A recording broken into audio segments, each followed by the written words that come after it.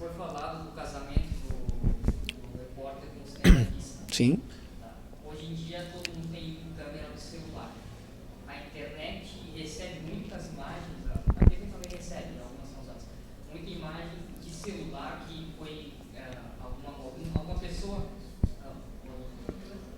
Gravou em alguma situação. Para a redação, isso acaba ficando na internet. Como é que vocês lidam com o que é enviado por espectador?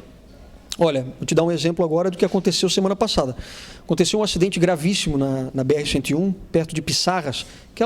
Acho que foram 4 jovens que estudavam na Federal de Santa Catarina e que morreram nesse acidente porque um cara atravessou a pista e tal e pegou esse carro. A minha mãe estava passando naquele exato momento pela estrada. E ela estava com uma câmerazinha fotográfica, que grava vídeo, e ela fez as imagens na hora. Na hora em que aconteceu, eu estava em São Joaquim fazendo uma reportagem lá. E aí ela me ligou dizendo, olha, eu tenho essa imagem e tal. Na hora eu liguei para o meu coordenador de jornalismo, lá na TV, e eu disse, olha, minha mãe acabou de registrar um acidente. Claro, ele já tinha acontecido, mas assim, 3 minutos depois ela começou a gravar. Então estava bem no início, né? O socorro ainda nem tinha chegado. Então ela tinha imagens muito impactantes. E ali, claro, foi só ela mandar, foi uma equipe pegar a câmera, levou para lá e colocou no ar. A gente põe sempre imagens, dá o crédito, imagem de cinegrafista amador e tal. Mas eu acho extremamente importante, porque uma equipe de televisão ela não está em todo lugar a toda hora. Se hoje você tem a possibilidade de pegar um celular e flagrar alguma coisa, um acidente ou um assalto talvez, eu acho extremamente válido porque você consegue, hoje em dia, com essas novas tecnologias, agregar muito mais valor numa reportagem, dar muito mais imediatismo para o teu jornalismo. Eu acho extremamente fundamental até. Respondi a tua pergunta? Vem. Já fizeram uma pergunta que eu gostaria de fazer para ti, mas eu vou te fazer uma. Tu comentaste várias vezes na tua palestra sobre livros, citando filmes, né? Eu gostaria de questionar qual é o teu livro de cabeceira e o que tu acha da literatura na vida do jornalista, do repórter. Eu acho fundamental. Quanto mais livro você lê, mais você percebe assim, poxa, eu não conheço absolutamente nada. E você percebe que o autor ele tem uma maneira toda especial de começar o livro. Se você já percebeu isso, por exemplo, até na própria saga do Harry Potter, eu já li todos os livros do Harry Potter. Ele te dá uma aula, a J.K. Rowling, no caso, né, a autora, te dá uma aula de como mostrar e não contar. Porque no jornalismo você tem que fazer isso, você tem que mostrar os fatos, né? Você tem que mostrar o que está acontecendo.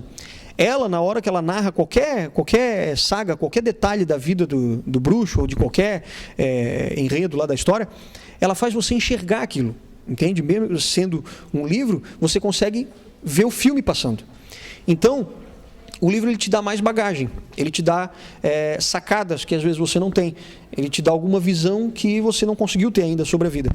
Agora, claro, não só ler livros de romance, coisa assim. Eu estou lendo um livro agora, você me perguntou, o livro de cabeceira, é aquele Uma Breve História do Mundo. É muito bacana aquele livro, porque ele te fala numa narrativa extremamente gostosa, coloquial, ele faz você entender desde o início do homem, lá na pré-história, até o início do desenvolvimento da tecnologia e o mundo atual. Então, você começa a ter uma outra visão também. Pela abordagem desses outros autores. Por quê? Os caras estudam pra caramba um assunto só. Você, como jornalista, você tem que falar de todos os assuntos. Então, quanto mais você lê a visão de outras pessoas, mais bagagem você vai ter para poder, às vezes, ponderar na hora de fazer uma entrevista, você vai ter mais bagagem para poder questionar mais, quer dizer, você vai ter mais riqueza até de vocabulário, que é extremamente importante para você desenvolver uma boa história, que uma reportagem sempre é uma boa história.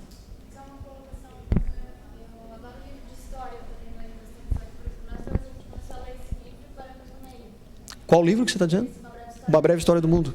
Eu não gostei que ele é historiador, formado, profissional, trabalha, parece que ele é uma pessoa bem renomada. Só que ele passa muita incerteza. Exatamente. Sabe que o livro é o que eu mais adoro, porque na verdade história, você já deve ter visto assim, tem até livros, tem um livro muito bacana que mostra a história da família real, não é o 1808 não, é um outro livro, é um livro de sátira assim, que mostra que os livros de história que a gente conhece hoje, ou que a gente conheceu na época da escola, quando a gente estava lá na 5ª série, 6ª série e tal, muita coisa do que está ali é duvidoso ainda. A história não é 100% correta. Então, ali o cara parte de pressupostos, parte de escavações de arqueólogos, tal, para ponderar e para tentar assim, inferir o que pode ter sido a história dos nossos antepassados e tudo mais. E, na verdade, é esse o fascinante. É você estar sempre mergulhando naquela história, mas sempre tem um mistério para ser desvendado. Nunca você vai conseguir saber o que realmente aconteceu na história há milhares de anos. Você não tem como saber isso. Você tem como lançar hipóteses, inferir sobre algumas coisas que aconteceram e aí você deduz que algo aconteceu há tantos milhões de anos. Mas você não tem como precisar. Eu acho que é esse o fascinante. E é isso que você pode trazer para a tua reportagem também. Você vai deixar na tua reportagem, às vezes, várias dúvidas que você pode, ao longo do tempo, depois ir respondendo. Mas você não consegue ter todas as certezas em 1 minuto e meio, em 2 minutos. E esse livro mostra isso. Isso é que eu acho bacana. Esse fascínio pela história, pela dúvida, pelo mistério.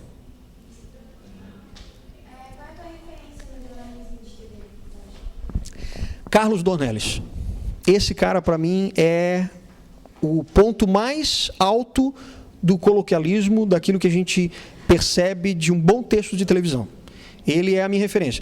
Outro que já foi minha referência durante muito tempo foi o Paulo Henrique Amorim. Paulo Henrique Amorim, sabe o que eu fazia? Eu via o Jornal da Band, quando ele foi para o Jornal da Band. Eu gravava o telejornal, eu reescrevia todas as cabeças do telejornal e via depois alguma reportagem do telejornal e tal. Mas aí, porque ele como editor-chefe, ele fazia as cabeças. E as cabeças eram assim fascinantes. Você conseguia já pensar como que vai ser aquela reportagem, com a cabeça que ele escrevia. Então isso também é um bom exercício. É você pegar essas referências de bom texto, porque o cara ele pergunta assim, privatização é bom para o Brasil? Só isso. Bastava isso para começar a reportagem. Então esse coloquialismo, essa coisa simples, sabe? Você jogar as ideias, tem muito no Carlos Dornelles e no Paulo Henrique Amorim.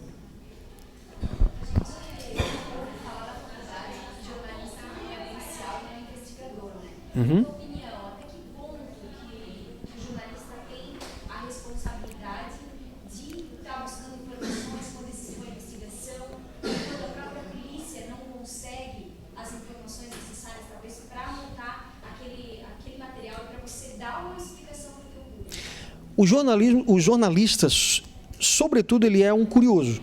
Ele tem que ser um curioso.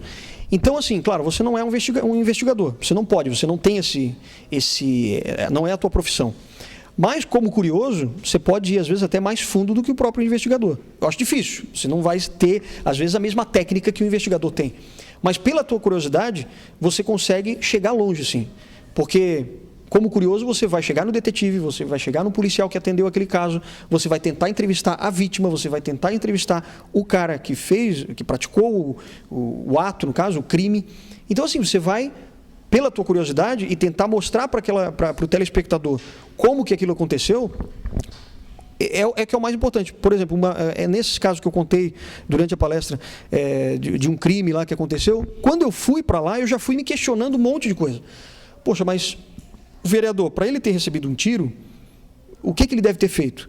Ou qual foi a reação do cara na hora em que a abordagem aconteceu? O que ele estava fazendo naquela hora da noite, quando ele foi subir no Hotel Fazenda de madrugada? Era 1 e pouco da madrugada. Aí é que eu fui saber que ele tinha vindo da casa de parentes, que eles tinham feito um churrasco e tudo mais. Quer dizer, aí você consegue dar a dimensão do que é. Entende? Você consegue ir além daqueles autos, do que aconteceu, do revólver, do calibre e tudo mais, você consegue tentar passear pela história do que aconteceu realmente. Então, o jornalista ele não é um investigador, mas ele é um curioso. E como curioso, ele vai conseguir reunir o maior número de informações que ele esteja suficiente e que seja suficiente para a pessoa entender aquela história.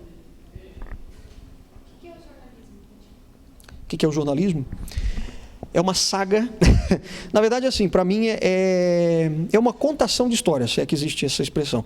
É você contar histórias, é você tentar extrair do ser humano, porque, na verdade, tudo que acontece porque tem um ser humano que resolveu entrar em ação naquilo, exceto, claro, o fenômeno da natureza, né? Agora, todo ser humano ele faz alguma coisa, então o que ele faz vira notícia, vira um acontecimento.